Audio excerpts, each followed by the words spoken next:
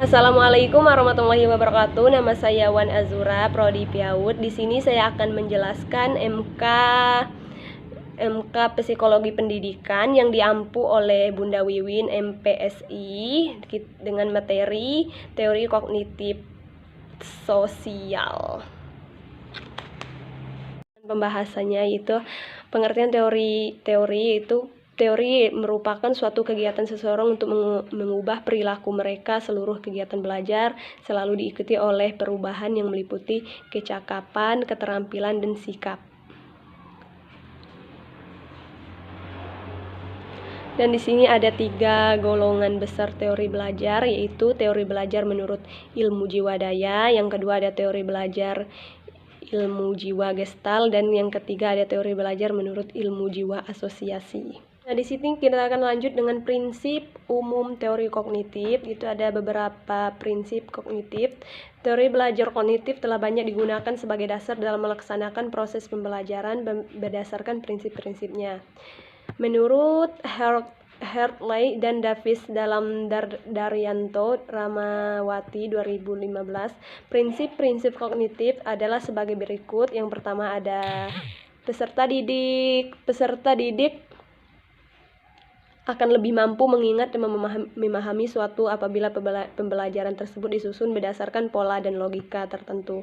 Yang kedua ada menyusunkan materi pembelajaran harus dari yang sifatnya sederhana ke materi yang sifatnya lebih rumit. Yang ketiga ada belajar dengan memahami akan lebih baik dibanding menghafal tanpa pengertian. Yang keempat ada perbedaan individu pada setiap peserta didik harus diperhatikan karena sangat mempengaruhi proses belajar. Baik, kita lanjut yang kedua, itu ada faktor-faktor lingkungan dalam belajar. Nah, di sini ada beberapa faktor yang mempengaruhi waktu dan alat-alat belajar, suasana waktu, dan pergaulan dalam pembelajaran. Yang pertama ada tempat belajar. Tempat belajar yang baik merupakan tempat yang tersendiri, yang tenang, warna dinding tidak tajam, dan di dalam ruangan tidak ada hal yang mengganggu. Yaitu yang kedua ada alat-alat belajar. Belajar tidak dapat berjalan dengan baik tanpa adanya alat-alat belajar yang lengkap, dan proses pembelajaran akan terganggu apabila tidak ada ketersediaan alat-alat belajar. Yang ketiga ada suasana berhubungan dengan erat dengan tempat belajar. Suasana belajar yang baik akan memberikan motivasi yang baik dalam proses pembelajaran. Yang keempat ada waktu. Pembagian waktu dalam belajar yang tepat akan membantu proses belajar siswa. Pembagian waktu yang dilakukan siswa dapat membuat siswa belajar secara teratur. Yang kelima ada pergaulan. Pergaulan anak akan berpengaruh terhadap belajar. Apabila anak dalam bergaul memilih dengan teman yang baik, maka akan berpengaruh baik. Begitupun sebaliknya, jika anak memilih bergaul dengan anak yang tidak baik, akan berpengaruh dampak negatifnya gitu.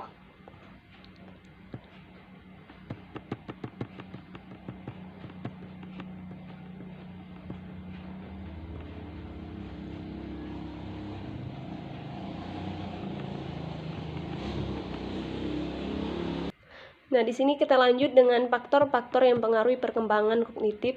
Itu dapat dijelaskan antara lain sebagai berikut. Saat pertama ada faktor hereditas atau keturunan. Diungkapkan bahwa taraf inteligensi seorang anak sudah ditentukan sejak anak tersebut dilahirkan. Yang kedua ada faktor lingkungan, itu perkembangan anak sangat ditentukan oleh faktor lingkungan, di mana tempat dia berada. Terus ada yang ketiga kematangan. Kematangan itu tiap organ tubuh manusia, baik fisik maupun psikis, dapat dikatakan telah matang jika ia telah mencapai kesanggupan menjalankan fungsinya masing-masing. Yang keempat ada pembentukan. Pembentukan ialah segala keadaan di luar diri anak yang mempengaruhi perkembangan inteligensinya. Terus yang kelima ada minat dan bakat. Minat mengarahkan perbuatan pada suatu tujuan, sedangkan bakat diartikan sebagai kemampuan bawaan, sebagai potensi yang masih perlu dikembangkan dan dilatih agar dapat terwujudkan. Yang keenam ada kebebasan. Kebebasan dapat diartikan sebagai kebebasan manusia dalam berpikir. Perkembangan kognitif yang terjadi pada manusia sepanjang hidupnya dipengaruhi oleh beberapa faktor yang mendukung. Itu tadi. Ada faktor keturunan, faktor lingkungan, kematangan, pembentukan minat dan bakat, serta faktor kebebasan. Nah, masing-masing orang memiliki faktor tersendiri. Nah, di sini ada reciprocal causation. Bandura menjelaskan fungsi psikologis dalam istilah triadic reciprocal causation. Sistem ini mengasumsi bahwa tindakan manusia merupakan hasil dari interaksi antara 3 variabel, yaitu environment, behavior, dan person. Variabel environment terdiri dari lingkungan fisik dan lingkungan sosial di sekitar individu yang berpotensi memperkuat rangsangan.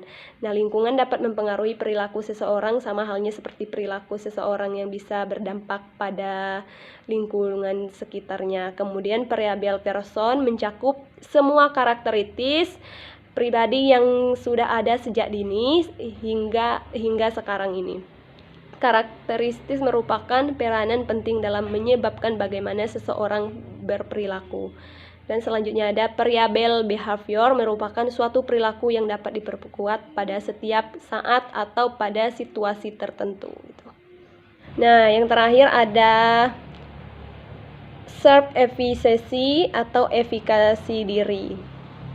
Nah, pengertian self-efficacy itu adalah salah satu persepsi seseorang yang menganggap bahwa orang tersebut bisa melakukan sesuatu yang cukup penting untuk mencapai sebuah tujuan.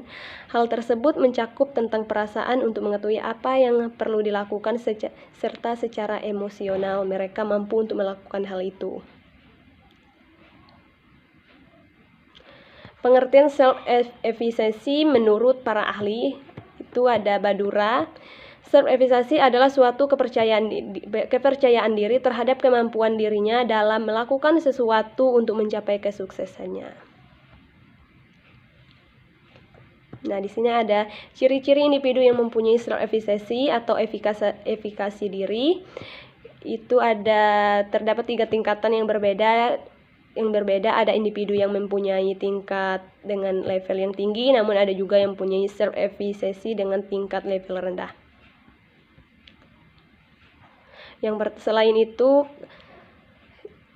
kita akan memahami ciri-ciri seseorang yang memiliki sifat efikasi diri yang seimbang. Berikut ada beberapa ciri-ciri yang perlu kita ketahui.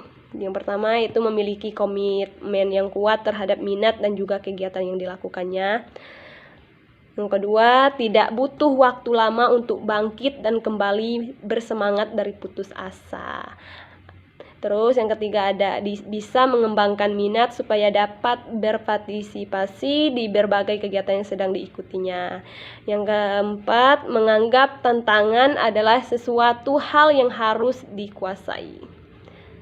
Nah, mungkin itu saja materi yang bisa saya sampaikan pada hari ini. Sekian, terima kasih. Mungkin banyak kurangnya dan lebihnya, saya mohon maaf. Saya akhiri dengan wabillahi taufiq wal hidayah. Wassalamualaikum warahmatullahi wabarakatuh.